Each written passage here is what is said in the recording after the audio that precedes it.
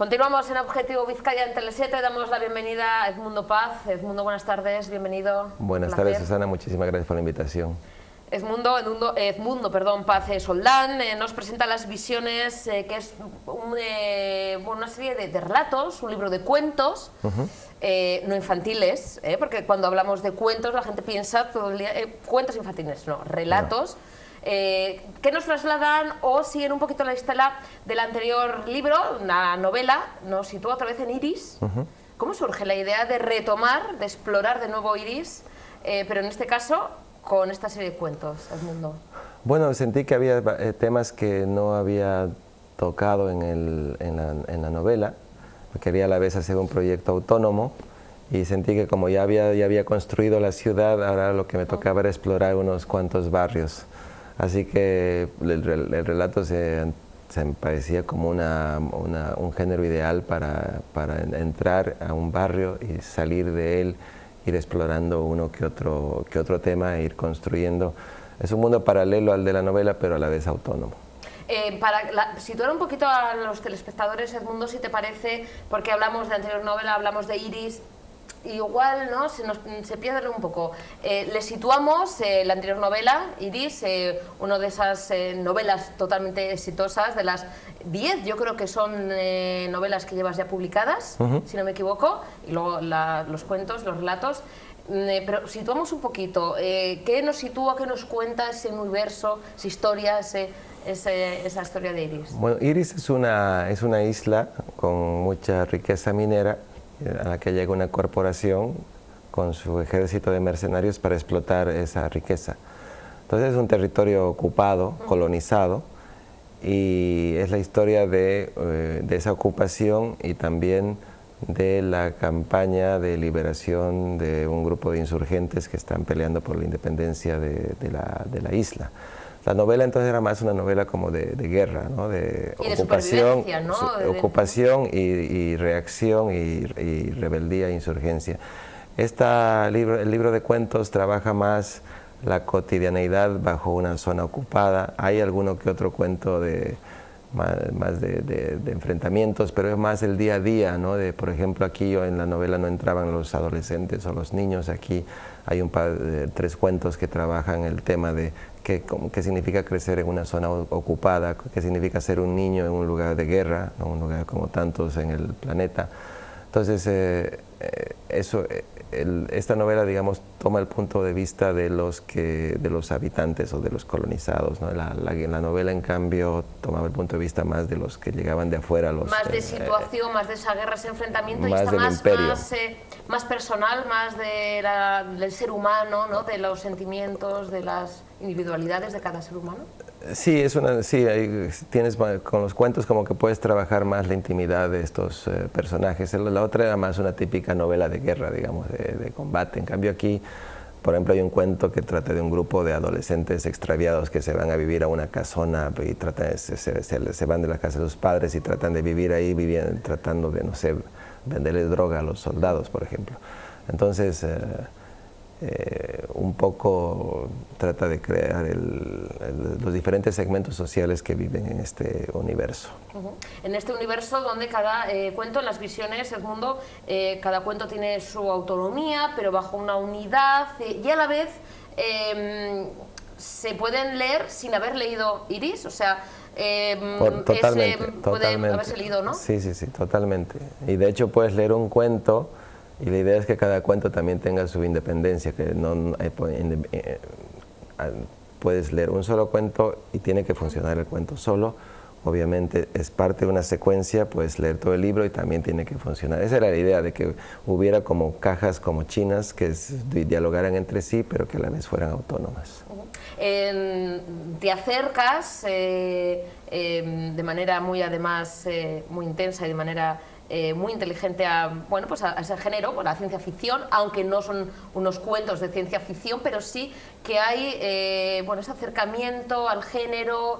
¿Cómo podríamos? Porque cada cuento, como decimos, es independiente, pero también está la ciencia ficción ahí, ¿no? Pululando por el ambiente de los cuentos. Sí, o sea, los géneros populares como la ciencia ficción o la literatura fantástica o el género del horror son muy buenos hacerte ver la realidad de una forma distorsionada, pero no necesariamente como, también puede ser si quieres entretenimiento y escapismo, pero la idea era que eso te permitiera ver, acercarte más a la realidad. Entonces, a ratos parecería que estás hablando de un mundo futuro, pero en el momento cuando estás leyendo, la idea es que en un momento el lector haga clic y se dé cuenta que en realidad está leyendo algo que tiene que ver mucho con el presente, de hecho, cuando comencé este proyecto no era Iris, era Irak, y era el imperialismo del siglo XXI, la llegada de Estados Unidos, las tropas a ocupar Irak.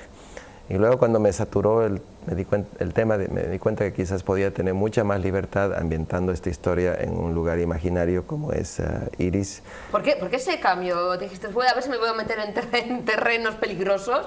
Porque quería tener libertad, porque si estaba hablando de una experiencia colonial, quería meter también cosas que tienen que ver con la experiencia colonial latinoamericana en el largo periodo colonial, el siglo XIX. Entonces, pensé que al ser Iris podía entrar, digamos, esta historia de larga duración a la vez que estuviera conectada con el presente, ¿no? Me permitía ese doble juego. Entonces Iris entran como mitos o cosas que pueden venir de las minas de Bolivia y también historias que pueden provenir de Afganistán o Irak, pero está todo mezclado. La idea es que de una forma coherente y sin mencionar Irak ni Afganistán ni Bolivia, digamos, ¿no? Entonces, Iris es como una especie de máquina mezcladora donde entran influencias muy dispersas.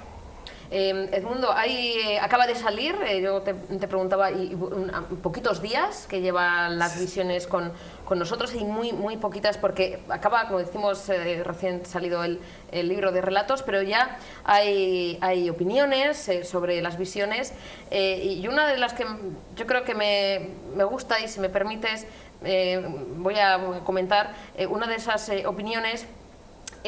Dice, son tantos los libros de relatos que desfilan cada año ante los ojos que recibir el impacto de la literatura grande y sin trampas acrecienta la celebración. Un libro de los que llegan para quedarse, una colección de relatos sencillamente magistral. Lo dice Ernesto Calabuch, de España Mercurio. Una de las muchas, que acaba de salir, pero ya de las opiniones, de las críticas, unas críticas que tienen las visiones. Y precisamente dice eso, ¿no? No es un libro más de relatos, no es un libro más de cuentos. Ojalá. Es algo diferente, ¿no? Hay un montón de cosas buenas. También comentan que, bueno, te desentiendes de cualquier obligación o expectativa y husmeas por todos los rincones y desordenas los mapas que encuentras a tu paso. Uno de los grandes referentes de la literatura, no solamente de literatura boliviana, sino, bueno, literatura en castellano. Bueno, esto es lo que acaba ahora mismo de decir nuestros compañeros de la crítica, de las visiones. Edmundo, ¿satisfecho con las cosas que ya te van llegando, aunque acabe de salir? Bueno, sí, porque es un proyecto un poco arriesgado. No sabía, porque es una mezcla no es la ciencia ficción típica, tampoco es la literatura realista típica, es un libro que está como a medio camino de varias cosas. Entonces no sabía pues, si la gente que lee el género, que lee ciencia ficción, si esto le iba a parecer muy tibio, o la gente que no le interesa la ciencia ficción, esto le iba a parecer como una cosa un poco rara. Entonces, pero por suerte hasta el momento de los lectores de ambos bandos, tanto los frikis como los normales, creo que está habiendo una muy buena respuesta. Y eso es importante, ¿eh? Conseguir que en este mundo donde no nos ponemos de acuerdo ni siquiera en quién nos va a gobernar, ¿no? Que tenemos que repetir elecciones aquí en el Estado español, que nos pongamos de acuerdo, ¿no? en una obra, ¿no? Además, hay que decir, Edmundo, que tu obra gusta en casi todos los lugares, porque tus títulos han sido traducidos a bastantes idiomas, a 10 idiomas, además de los premios, además. Esto hace que tengas ese empuje para seguir escribiendo, para seguir experimentando, para seguir creando universos como Iris o más, porque me imagino que, no sé si el capítulo de Iris está cerrado y habrá nuevos universos que te animen a seguir adelante. Bueno, hay escritores que les gusta trabajar un solo territorio toda su vida y profundizan y a mí me gusta cambiar, y después de que entré a la novela y el libro de cuentos casi fueron 5 años. Así que ahora me he metido a una novela realista muy diferente, hiperrealista más bien, que está ambientada en una cárcel de mínima seguridad. Digo, es una cárcel que existe de verdad en Bolivia, es una cárcel muy loca, se llama la cárcel de San Pedro en La Paz. Un día vi un reportaje de unos niños que salían de la cárcel con sus mochilas, porque estaban yendo al cole, y luego volvían a la 1 de la tarde, 2 del cole a su casa, que era la cárcel, porque es una cárcel en que los presos pueden ir a vivir ahí con sus familias para mantener la unidad familiar. Es una cosa, una razón positiva, pero ahí hay mujeres en la cárcel donde hay muchos delincuentes, están las esposas y están los niños. Es una cárcel a la que se le ha intentado cerrar porque es una cárcel muy peligrosa. Los niños no tienen por qué estar viviendo ahí en ese ambiente. Se mantiene esa unidad familiar, pero los niños ya desde chiquitines ven lo peor del ser humano. Claro, ¿no? y han habido así abusos a los niños. Es un lugar en el que la gente vive hacinada, hay 2.500 personas, y cuando vi el reportaje sobre esta cárcel, la atmósfera me pareció tan fascinante y perversa, inquietante. Dije, aquí puede haber una novela. Así que... Oye, Edmundo, ahora que comentas este escenario tan diferente, para empezar, luego son importantes los personajes, pero para empezar a crear o para elegir, ¿no?, la situación de tus novelas o tus libros de relatos, ¿te dejas llevar más por los ambientes, por las atmósferas, por los escenarios, y luego ya van pululando los personajes? En el caso de la cárcel, sí. En el caso de la cárcel, definitivamente, yo me imaginé una cárcel y muchas voces. Decían, pues hay tanta gente, tiene que haber muchos personajes. Entonces, casi como el inicio que tenía era alguien que lo agarran sin saber por qué él es un predicador en un barrio, y lo meten a la cárcel, y él viene de otro pueblo, de otra ciudad, y comienza a descubrir esta cosa tan rara que hace en una cárcel en la que hay niños, y comienza él a preguntarse como si yo fuera o como si el lector fuera, descubriendo al mismo tiempo que él todo ese submundo tan peligroso de este ambiente, ¿no? En ese caso sí fue la atmósfera la que... En el caso de Iris fue como ambas cosas a la vez. O sea, aquí hubo un desafío que era cómo construir un mundo, un futuro que con el que yo me pudiera relacionar. Y ahí pensé en una frase de un escritor canadiense, William Gibson, que dice: el futuro ya ha llegado, solo que no ha llegado de manera pareja. Entonces pensé, mi futuro no tiene que ser un futuro en el que todo haya utopía y bienestar y todo el mundo viva más feliz, ¿no? Va a ser un futuro donde los problemas de hoy se exacerben, hayan bolsones de modernidad y progreso, y al lado haya mucha pobreza y precariedad, la religión ocupe un papel muy importante, está en los fundamentalismos, está esta gente que cree en sus dioses, en su cosmogonía, que es aquello que les da esperanza para seguir luchando. Entonces no era así un futuro en el que todo fuera tecnología y pura y dura. Más bien un amigo me dijo, esto es ciencia ficción con muy poca ciencia. Bueno, nunca se sabe, ¿eh? Ojalá que estemos aquí otros 80 años, tú y yo, que somos muy jóvenes, para verlo, ¿no? A ver si hay ciencia, si hay ficción, o si realmente...